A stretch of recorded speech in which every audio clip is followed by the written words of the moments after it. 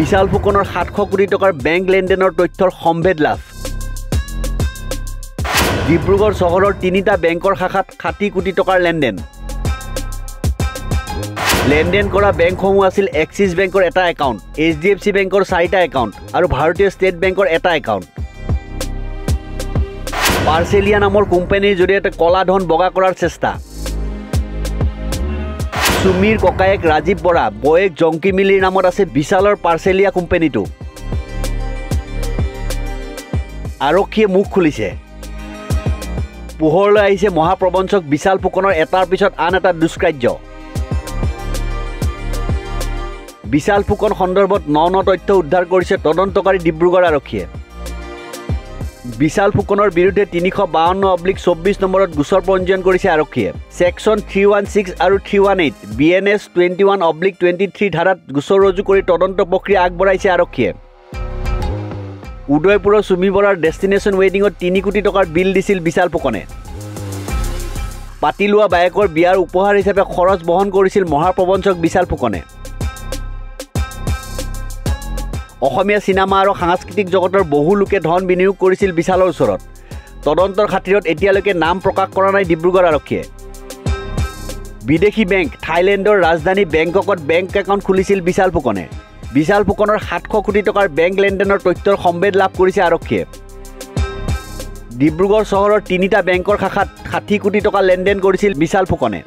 ধন লেনদেন কৰা বেংকসমূহ আছিল এক্সিছ বেংকৰ এটা একাউণ্ট HDFC বেংকৰ 4টা একাউণ্ট আৰু ভাৰতীয় ষ্টেট বেংকৰ এটা একাউণ্ট পাৰ্চেলিয়া নামৰ কোম্পানীৰ জৰিয়তে কলা ধন বগা কৰাৰ চেষ্টা কৰিছে বিশাল ফুকনে সুমিৰ ককায়েক ৰাজীৱ বৰা বয়েক জংকি মিলিৰ নামত আছে বিশালৰ পাৰ্চেলিয়া কোম্পানীটো পাৰ্চেলিয়া ফাৰ্মাচিউটিকেলৰ পৰা তৃতীয় এটা কোম্পানীলৈ কৰিছিল ধন হস্তান্তৰ কৰি শিৱসাগৰত কিনিছিল 2খনকৈ বাগান সুমি বৰাৰ ককায়েক ৰাজীৱ বৰা আৰু জংকি মিলিক ওৱান্টেড ঘোষণা কৰিছে ডিব্ৰুগড় আৰক্ষীয়ে সুমি বৰাক থানাত হাজিৰ হোৱাৰ বাবে সমন জাৰি কৰাৰ লগতে গুৱাহাটী আৰক্ষীক সমন প্ৰদান কৰিছে ডিব্ৰুগড় আৰক্ষীয়ে কিন্তু গুৱাহাটী আৰক্ষীয়ে সমন লাভ কৰাৰ কথা এতিয়াও স্বীকাৰ কৰা নাই লাভজনক ব্যৱসায় বুলি বিনিয়োগকাৰীক আকৰ্ষণৰ বাবে সুমিৰ জৰিয়তে পাৰ্চেলিয়া কোম্পানীক ব্যৱহাৰ কৰিছিল মহাপ্ৰবঞ্চক বিশালে সুমি বৰাক লৈ গুৱাহাটীৰ তাজ ৰেডিছন ব্লু নভোটেলত বিশালে আয়োজন কৰিছিল বিলাসী পাৰ্টি গুৱাহাটীৰ একাংশ গায়ক গায়িকা অভিনেতা অভিনেত্ৰী সংগীত শিল্পীক পাৰ্টিলৈ আমন্ত্ৰণ কৰাৰ উপৰিও প্ৰদান কৰিছিল আকৰ্ষণীয় উপহাৰ সুমিয়ে সংগ্ৰহ কৰা বিনিয়োগকাৰীয়ে বিশাল ফুকনৰ ওচৰত বিনিয়োগ কৰা ধনৰ 15% কমিছন প্ৰদান কৰিছিল বিশাল ফুকনে সুমি বৰাক প্ৰদান কৰিছিল এই কমিছন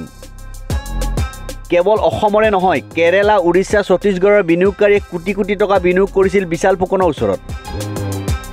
সুমি বৰাৰ স্বামী তাৰ্কিক বৰাৰ নামত উজনিত মাটি আৰু বাগিচাত বিশাল ফুকনে বিনিয়োগ কৰাৰ তথ্য লাভ কৰিছে তদন্তকাৰী আৰক্ষীৰ দলে নিউজ ডেস্ক ৰিপৰ্ট নিউজ 13